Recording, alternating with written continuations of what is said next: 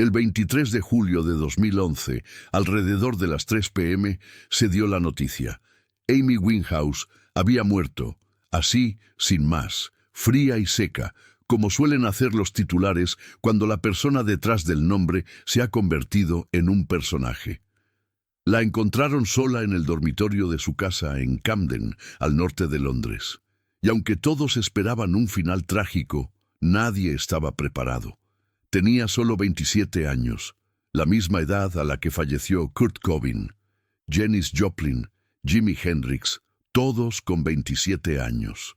Pero en el caso de Amy, había algo diferente, un silencio más denso, una especie de tristeza que no provenía de la sorpresa, sino de la confirmación, como si supiéramos desde hacía mucho tiempo que esto iba a suceder y nadie hubiera hecho nada. La verdad es que Amy Winehouse fue absorbida por todo lo que era y todo lo que se esperaba de ella. Pero antes de ser noticia, antes de ser absorbida por la fama, antes de la tragedia, Amy era solo una chica que intentaba hacerse oír. Y quizá nunca lo fue. Amu, 1983, en Londres, en una casa con música a toda hora. Su padre, taxista, era un fanático del jazz. Su madre, farmacéutica pero emocionalmente distante, tenía cultura, tenía voz, pero también silencio, un silencio de ausencia. Cuando Amy tenía 9 años, su padre se fue de casa para vivir con otra mujer, y ella nunca lo superó. No se convirtió en un trauma oculto, se convirtió en un dolor visible, presente en todo lo que hacía. Era una niña intensa, de esas que se desbordan, temperamental, dicen algunos, pero lo que realmente quería era atención, un abrazo, alguien que viera lo que sentía. A los 14 años ya escribía sus propias letras. A los 16 se convirtió en la cantante principal de una orquesta de jazz, y a los 19 grabó su primer álbum, Frank. Pero Amy nunca quiso ser una estrella del pop. No posaba, no se inventaba una imagen. Quería decir la verdad a su manera, y lo hizo con palabras, con voz, con dolor. Pero la industria no sabe cómo tratar con personas que no encajan en el molde. Am no era un producto, era emoción pura, sin filtros, sin maquillaje para disimular el dolor. Y eso era un problema para un mundo que prefiere a la gente bien arreglada, aunque sea falsa. La explosión llegó con su segundo álbum, Back to Black, que vendió más de 20 millones de copias. 5 premios Grammy después, la calificaron de genio, de fenómeno, pero mientras todos la aplaudían, su vida se desmoronaba. Su relación con Blake Fielder Civil era literalmente un campo minado. Amor enfermizo, celos, traición, peleas y, por supuesto, drogas. Fue con él que Amy empezó a consumir crack y heroína y a hundirse aún más en el alcohol. La bulimia que padecía desde la adolescencia también empeoró. Comía en exceso y luego vomitaba durante años, a veces pasando días enteros sin comer nada, salvo dulces para el subidón de azúcar. Y luego vinieron los conciertos, las luces intermitentes, los avistamientos callejeros. La prensa seguía cada paso como si fuera un reality show. La juzgaba, la exponía, el público la consumía. Todos veían el maquillaje corrido, el frasco en su mano, la ropa caída, pero nadie veía el resto. Una mujer frágil, sensible, brillante, sola. Esa voz que parecía tan poderosa era su único escudo y aún así no era suficiente. No era solo una cantante, era una herida abierta y el mundo entero la vio desangrarse sin hacer nada.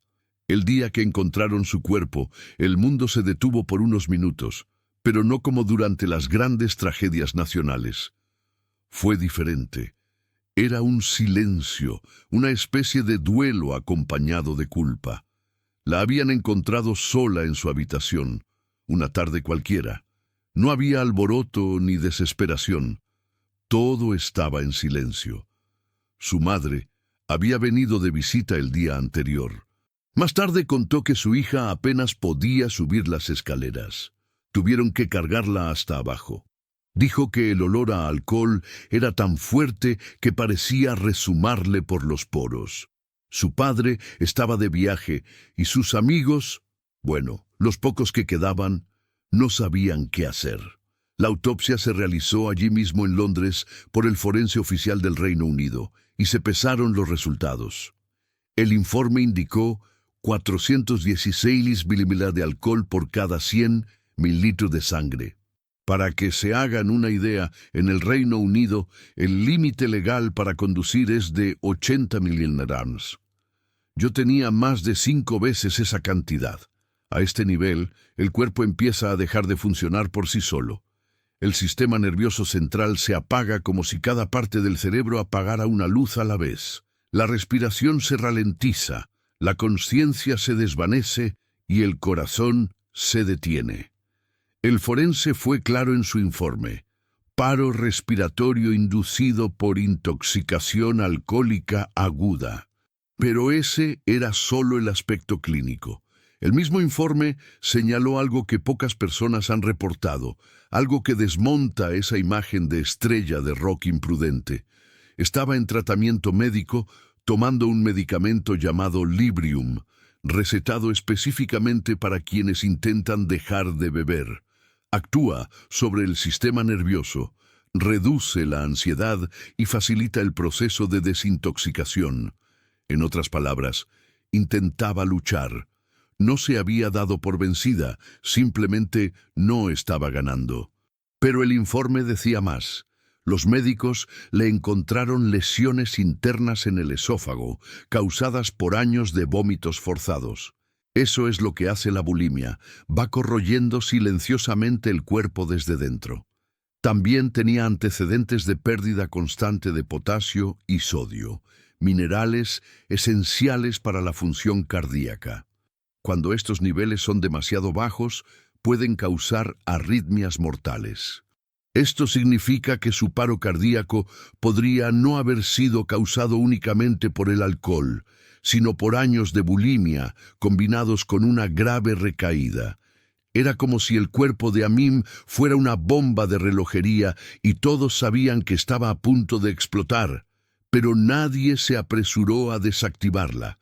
Su propio médico testificó en la investigación y dijo con rotundidad: ella sabía que podía dejar de respirar, sabía que podía morir. Hablamos de ello. Aún así, no pudo parar. Y no hay juicio aquí, porque la adicción no es una elección, no es falta de fuerza, es un grito, es un ahogamiento a cámara lenta, mientras todos observan desde la barrera y dicen: nada que un poco de esfuerzo no pueda arreglar. Pero, ¿qué pasa cuando el esfuerzo ya no funciona? Los medios adoraron a Amy cuando tropezó. Había un fotógrafo acampando frente a su casa las 24 horas del día. Cada foto de su ojo borroso se convertía en un meme. Cada video donde se equivocaba en una letra se convertía en un chiste. Las revistas se lucraban con los titulares y el público se acostumbró a ver la decadencia como entretenimiento. Nadie habló de su bulimia, nadie cuestionó el comportamiento de su novio, quien fue arrestado y procesado por incitarla a consumir drogas. Nadie se preguntó cómo una mujer tan talentosa podía estar tan sola. Su padre, quien más tarde intentó reconectar con ella y se convirtió en una figura pública, incluso dijo en entrevistas que Amy no necesitaba rehabilitación. Ella misma lo escribió en su canción. Intentaron que fuera a rehabilitación. Dije que no, que no.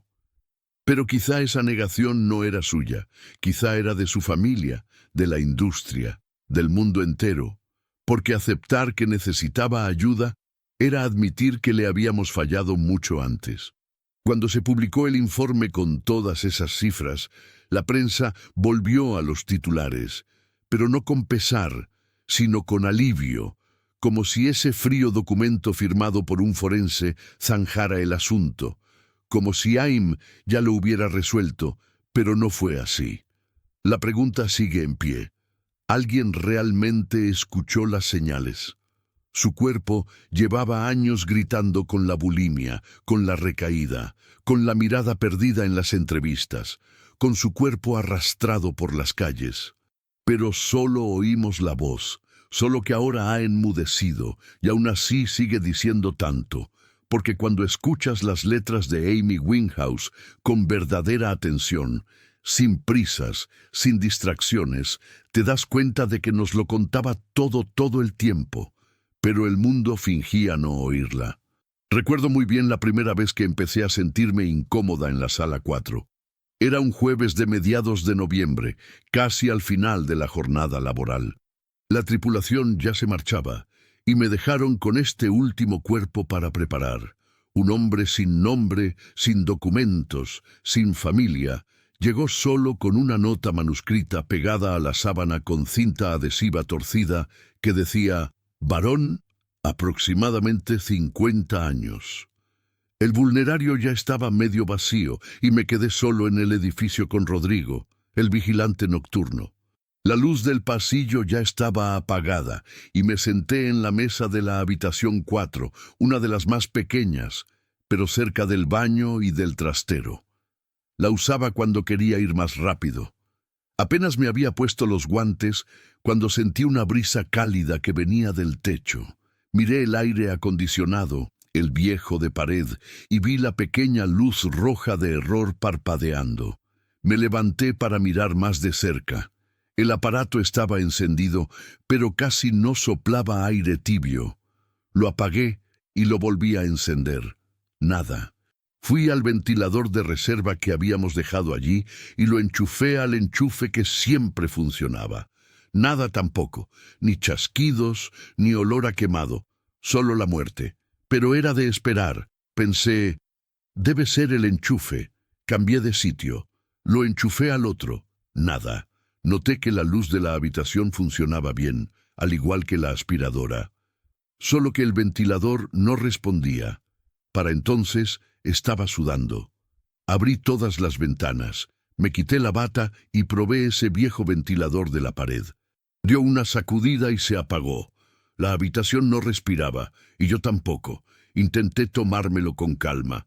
A veces nos exigimos un poco psicológicamente. El calor de la tarde, la habitación cerrada, el cuerpo recién llegado, todo parecía más pesado, pero aún así se sentía extraño. Empecé la preparación de todos modos. Agua fría, productos a mano, todo era normal. El cuerpo estaba rígido, pero nada fuera de lo normal para una probable muerte horas después de lo ideal. Lo único era que olía diferente. No era necrosis ni químicos.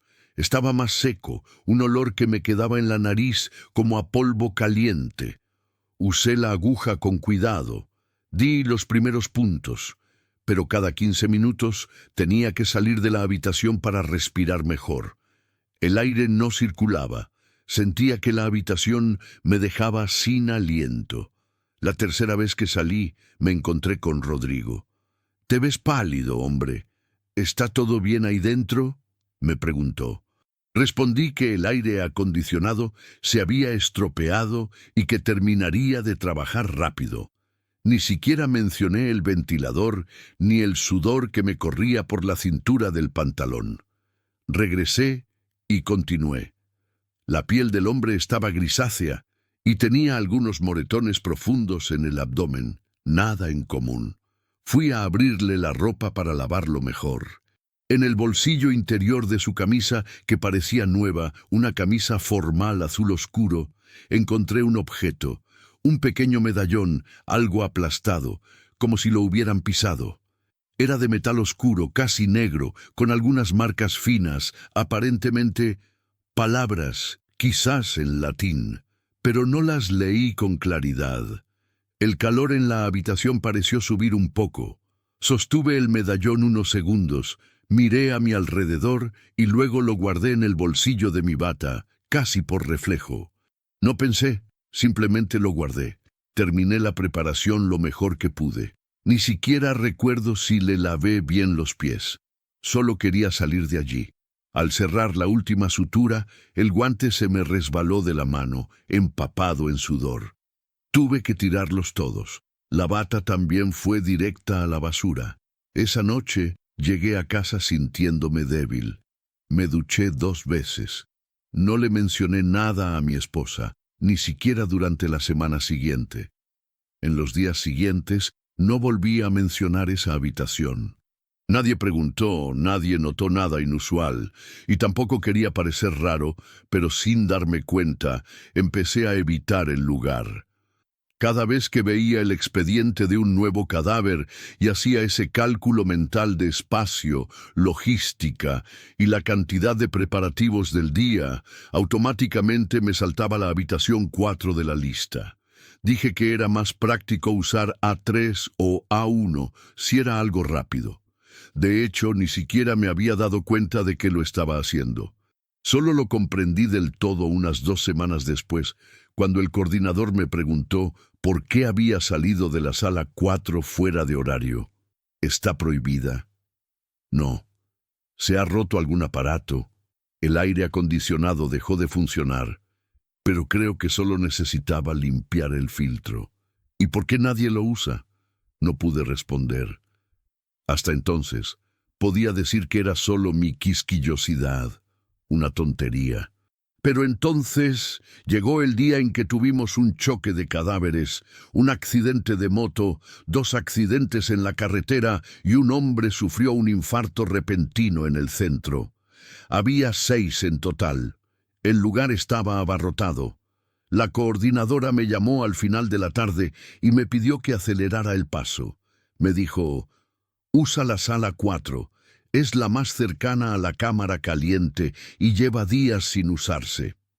Tragué saliva con fuerza, no podía negarlo. Encendí la luz y abrí la puerta. La habitación estaba igual, fría, estéril, limpia, pero al entrar, la misma sensación regresó. El aire, por muy limpio que pareciera, no se movía. Era denso, seco y caluroso. Volví a encender el aire acondicionado. Nada. El botón se encendió, pero el motor no respondió, ni tampoco el ventilador. Tomé el ventilador de la habitación de al lado, que había funcionado perfectamente esa mañana, y lo traje conmigo. Lo encendí, pero nada. Solo silencio. Un silencio sordo. Mi camisa ya estaba pegada al cuerpo antes de que pudiera empezar a prepararme. Era un hombre delgado, víctima de un accidente de atropello y fuga, con el rostro desfigurado y la pierna derecha visiblemente dislocada. Y aún así, lo que más me molestaba era el aire de la habitación. Sudaba como si estuviera en una habitación sin ventanas en pleno verano de Piauí. Intenté ignorarlo a mitad de mis preparativos, pero empecé a sentir dolor de cabeza, falta de aire y un ligero mareo. Tenía que irme. Me quedé en el pasillo unos minutos, con los brazos extendidos, respirando por las comisuras de la boca. Era como si faltara oxígeno dentro de la habitación 4 y hubiera exceso afuera. Terminé el trabajo ese día, pero al volver a casa por primera vez, le dije a mi esposa: «Creo que estoy desarrollando una alergia a algo en el trabajo». Pensó que eran los productos químicos, los guantes, la mascarilla, pero no fue así. El domingo de esa misma semana hice algo de lo que me arrepentí casi al instante. Saqué el medallón del armario y se lo llevé a un conocido, un profesor de historia jubilado de la Universidad Estatal. Era un autoproclamado coleccionista de baratijas antiguas. Le enseñé el objeto y le pregunté si creía que tenía algún valor. Lo recogió con cuidado, se puso las gafas y lo examinó. «Parece un objeto votivo». «¿Qué quieres decir? Se usa en ceremonias, ofrendas, no sé». «Las inscripciones son en latín antiguo, pero bastante desgastadas. Aquí se puede ver un revertetur. El resto está corroído». «¿Qué significa?» «Quizás no vuelva, pero sin contexto podría significar cualquier cosa». «¿Dónde encontraste esto?» Me encogí de hombros. Quería quedarse con el medallón para estudiarlo más a fondo. No lo dejé. Regresé a casa con el objeto en el bolsillo y desde ese día nunca salió de mi cajón de herramientas en la trastienda. Nunca más lo toqué. Desde entonces empecé a evitar por completo la habitación 4. Pedí a mantenimiento que cambiaran el aire acondicionado. Lo hicieron. 3 días después, se quemó. Pidieron uno nuevo. Lo instalamos. Funcionó el primer día. Al segundo, empezó a fallar. Al tercer día dejó de funcionar por completo. 3 dispositivos diferentes en menos de 2 meses. Solo en esa habitación. El director de la funeraria dijo que era culpa del sistema eléctrico. Llamaron a un electricista y lo reinstalaron. El problema persistía. El último dispositivo permaneció en funcionamiento durante 1 mes. Hasta el día en que intentaron preparar otro cuerpo dentro, murió, sin señales de vida, igual que los demás. Fue entonces cuando uno de mis compañeros bromeó diciendo: «Esta habitación está maldita».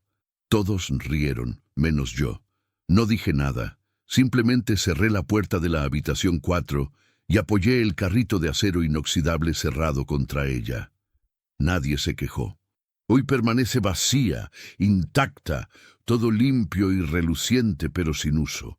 Quien entra en la funeraria ni siquiera se da cuenta. La puerta es igual a las demás, pero quienes trabajan allí saben que la sala 4 ya no se usa. Algunos dicen que hay un corte de luz, otros que está cerrada por reformas. Solo yo sé que ningún enchufe se ha fundido jamás con otros equipos, que el ventilador de la sala 2 sigue funcionando, que todos los cuerpos que pasaron por allí después, en otras salas, fueron preparados con normalidad, y que esa sensación de aire seco, quieto y caliente nunca se ha repetido en ningún otro lugar. Ni qué decir tiene, nunca más guardé nada de aquello, ningún cuerpo, ni anillo, ni pendiente, ni cadena, ni botón de camisa, nada. Pero el relicario sigue en mi cajón, y cada vez que lo abro por error, lo veo ahí. Y el aire de la casa parece marchitarse. He intentado tirarlo, pero me da miedo dónde acabará y quién lo tocará. Hasta el día de hoy, nadie entiende por qué la sala 4 está cerrada, y ni siquiera puedo explicarlo bien, pero cada vez que paso, el arca se detiene.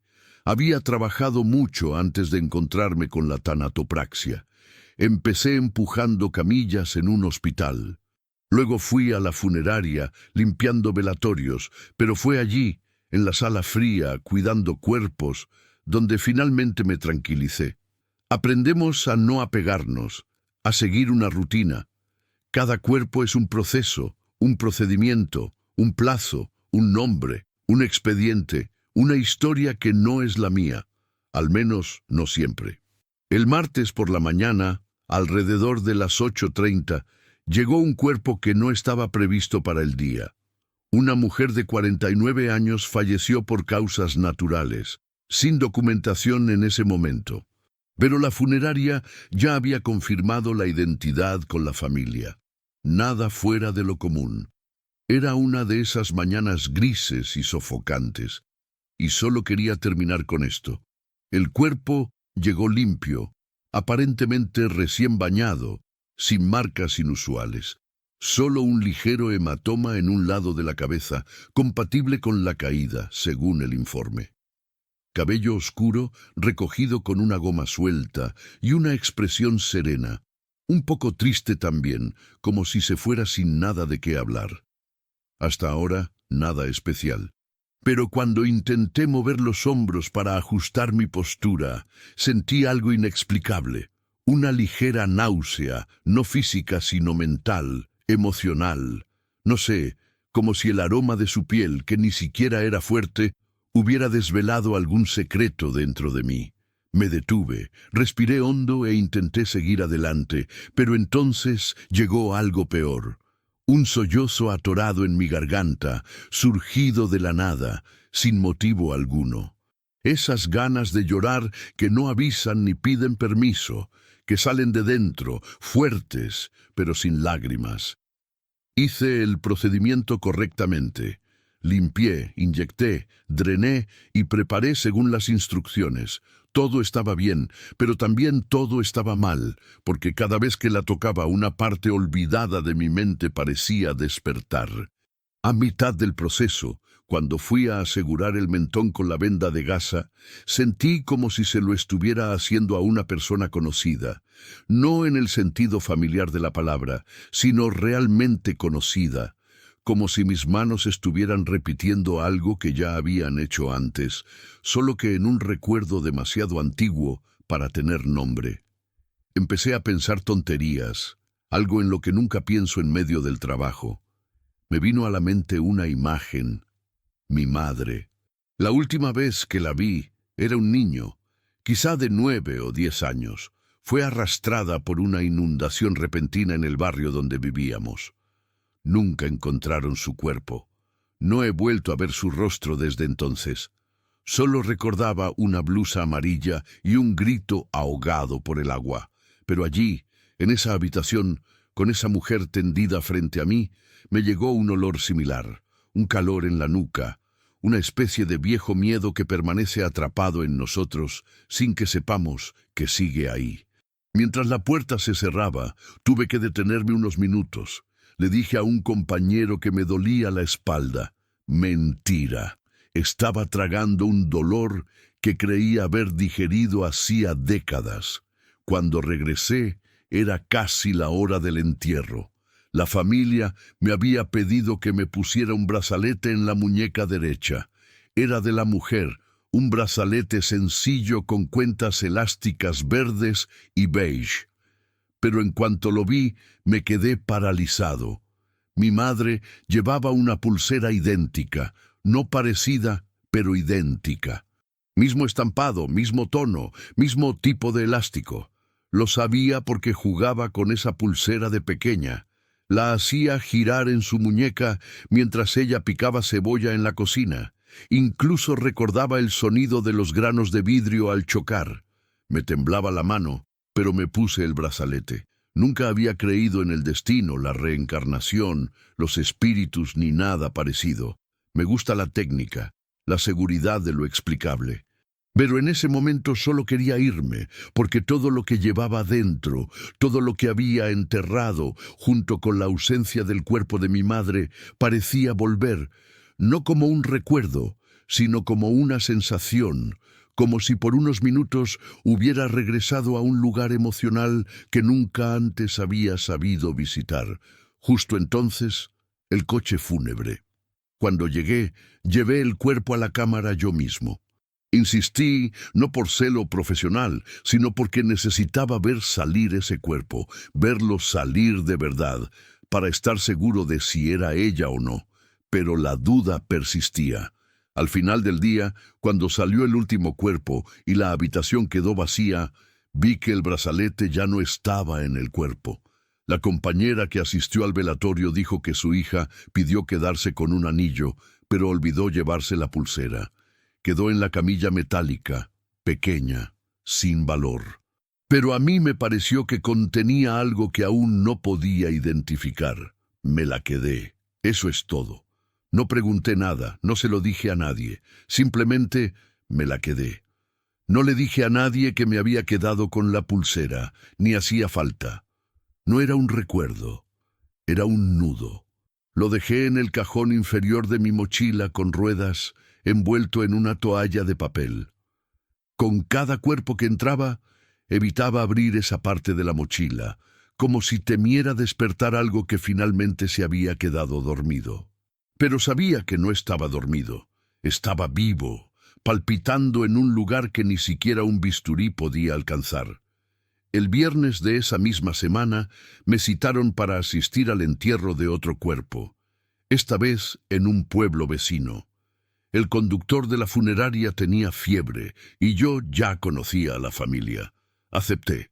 El viaje fue corto, pero cruzaba un puente, y fue allí, a mitad de camino, donde el silencio me impactó profundamente.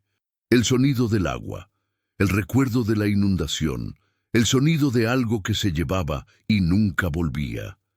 Fue entonces cuando me vino la frase: Nunca lloré por mi madre. No es que no lo sintiera, sí lo sentí, pero era como si lo hubiera sentido escondido de forma incorrecta, con culpa, con vergüenza. Incluso cuando desapareció en el agua, lo que quedó fue el agujero. La ausencia de su cuerpo hacía que todo pareciera inacabado. Nadie podía despedirme. Me criaron unos familiares que decían, la vida sigue. Y así fue, pero de forma torcida. Terminé de enterrar el otro cuerpo como si hubiera realizado un ritual tardío, como si cada puñado de tierra también hubiera sido arrojado sobre un asunto sin resolver que arrastraba desde la infancia. Al final del funeral me senté en el muro del cementerio, respiré hondo y miré al vacío, no por tristeza, sino por alivio. De regreso, en la furgoneta, sentí mi mochila balanceándose sobre el acero. El brazalete seguía dentro, y por primera vez me di cuenta de que no era un adorno olvidado, sino un ancla. No me refiero a nada místico, solo a que necesitamos aferrarnos a algo para soltar algo más. El lunes siguiente, mi compañero Alexandre, que suele cubrirme los turnos, me preguntó por qué estaba más callado de lo habitual. Le dije que era solo cansancio, pero insistió. Dijo que cuando trabajamos con la muerte, a veces olvidamos cuidar lo que aún vive en nuestro interior. Era la primera vez que lo decía en voz alta. Creo que lloré por mi madre la semana pasada. No lo entendió enseguida ni me pidió más explicaciones. Simplemente lo dijo. Ya era hora, ¿no? Y eso fue todo. Ese día volví al trabajo con la cabeza más despejada. No reiniciado, no resuelto, sino cargado. Empecé a evitar cuerpos de su edad o con brazaletes, no por miedo, sino por respeto, como si eso se hubiera convertido en una delicada frontera entre lo ajeno y lo que sigue siendo mío. Hay días en que me olvido por completo del brazalete, otros en que lo recuerdo de repente mientras tomo café o cierro la tapa de un ataúd. Pero nunca pensé en devolverlo, donarlo o tirarlo. Sigue ahí, en el fondo de mi mochila, envuelto en el mismo papel. El elástico ya está suelto, las cuentas se están desvaneciendo, pero sé que de alguna manera esa fue la única despedida que tuve, la única que realmente me dolió. Y a veces el dolor es todo lo que tenemos para recordarnos que alguna vez sentimos amor. ¿Alguna vez has vivido una situación que haya despertado un viejo dolor, incluso sin explicación? A veces, lo que llamamos coincidencia es simplemente el dolor encontrando una salida. Si esta historia te conmovió de alguna manera, deja un comentario. Y si también guardas un silencio que nunca se dijo, el diario del horror está aquí para escucharte. Nunca he creído mucho en ciertas cosas, ¿sabes? Trabajamos en este negocio, lidiando con cada situación absurda, cada historia familiar, cada cadáver que llega. Si me dejara llevar por todo esto, me habría asustado hace mucho tiempo. Pero hay una cosa que sucedió aquí en la funeraria, en un día aparentemente normal, que hasta el día de hoy me hace hablar con más calma. Y miren, si les dijera que alguien aquí lo mencionó en ese momento, mentiría. Nadie dijo nada. Nadie preguntó, nadie bromeó al respecto, todos simplemente lo vieron.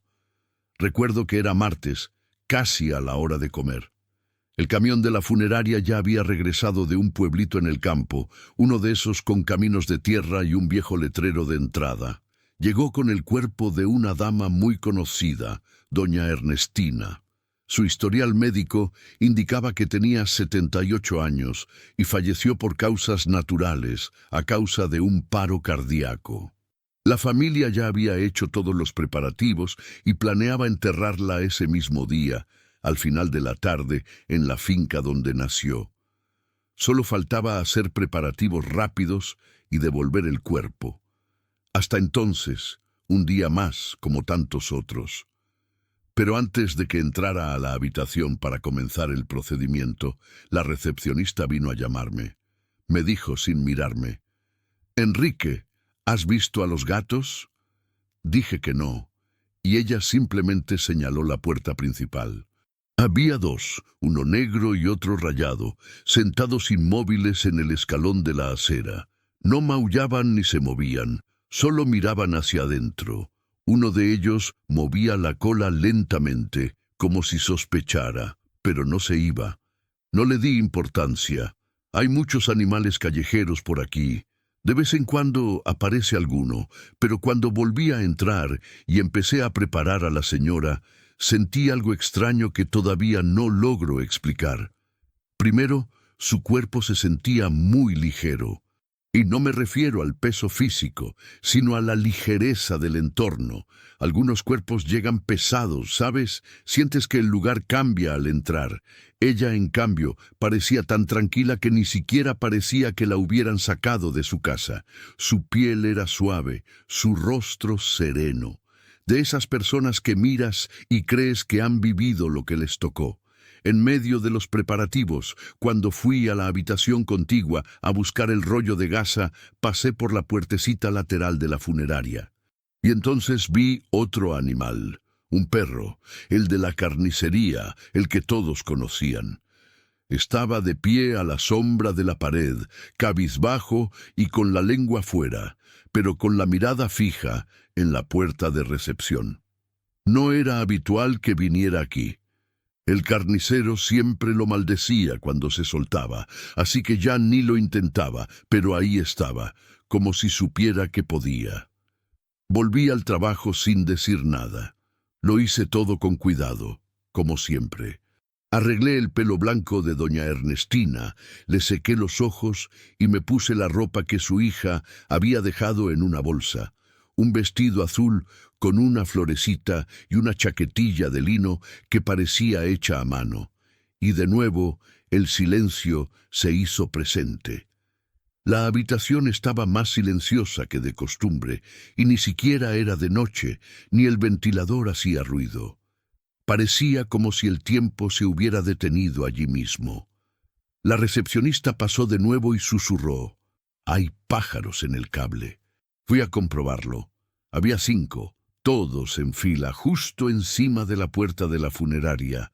Ninguno piaba, solo miraban fijamente. Parecían falsos. Cuando nos fuimos con el cuerpo listo para ser colocado en el ataúd, vi otro, un perrito flacucho como los que hurgan en la basura de las esquinas, tirado justo en la puerta de la morgue. No ladraba, no movía la cola, nada. Estaba allí como quien espera a alguien que salga de un examen. La pasamos con el ataúd y ni siquiera se movió. Mira, alguien podría encontrarlo gracioso, o decir que fue solo una coincidencia, que los animales lo olieron, que buscaban comida, que solo es cosa mía.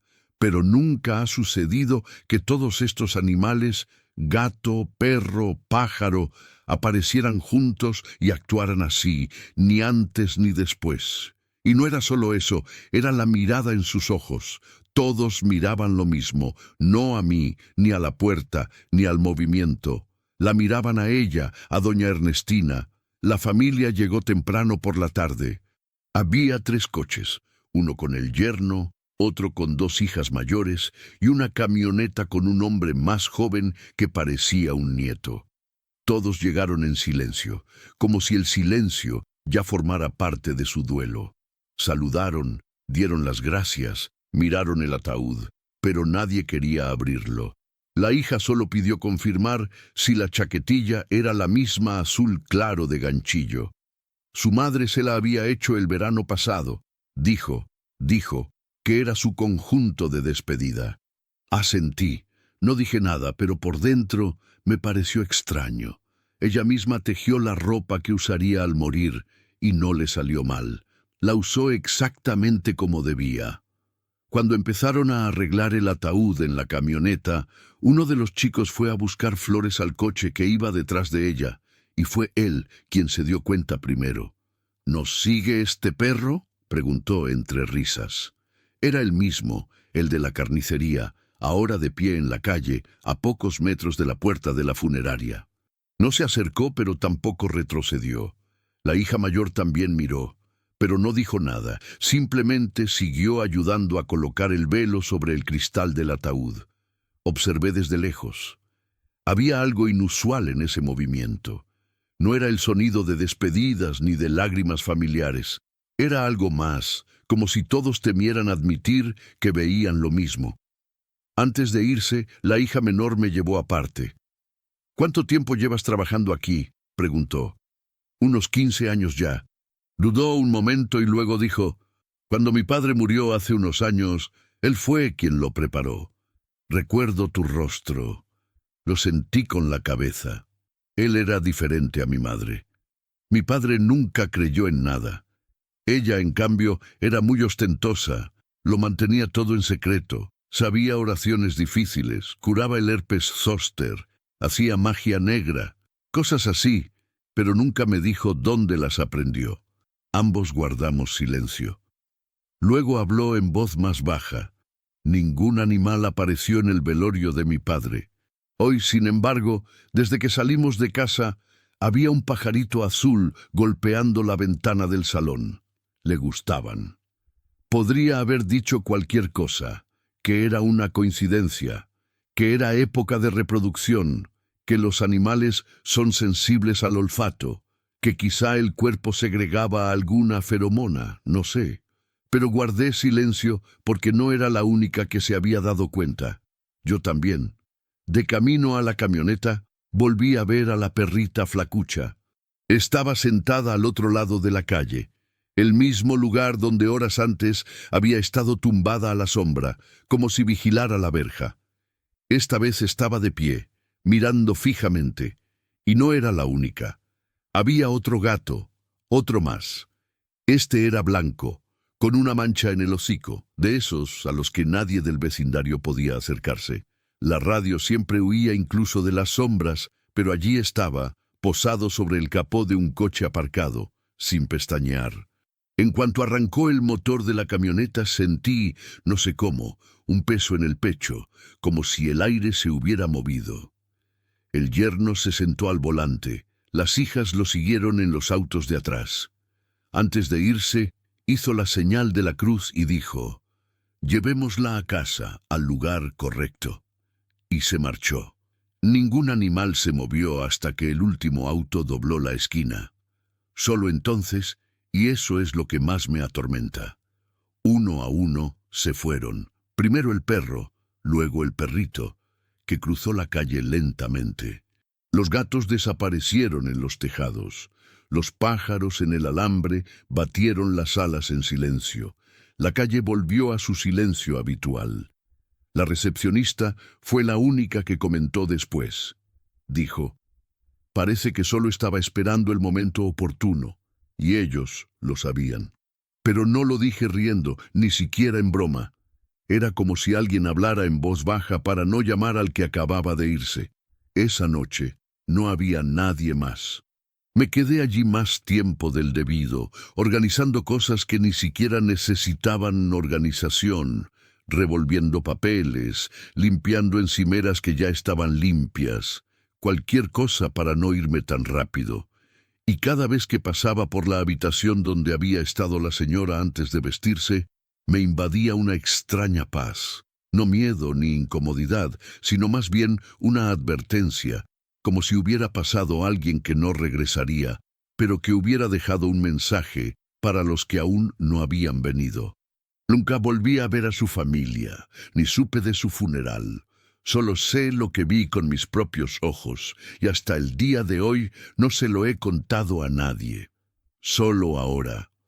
No sé por qué, pero a veces, cuando la calle está muy tranquila, todavía me sorprendo mirando la acera de enfrente, buscando un gato, un perro, cualquier cosa que se le parezca, esperando a alguien, pero no lo volví a ver. Fue solo ese día, en ese cuerpo.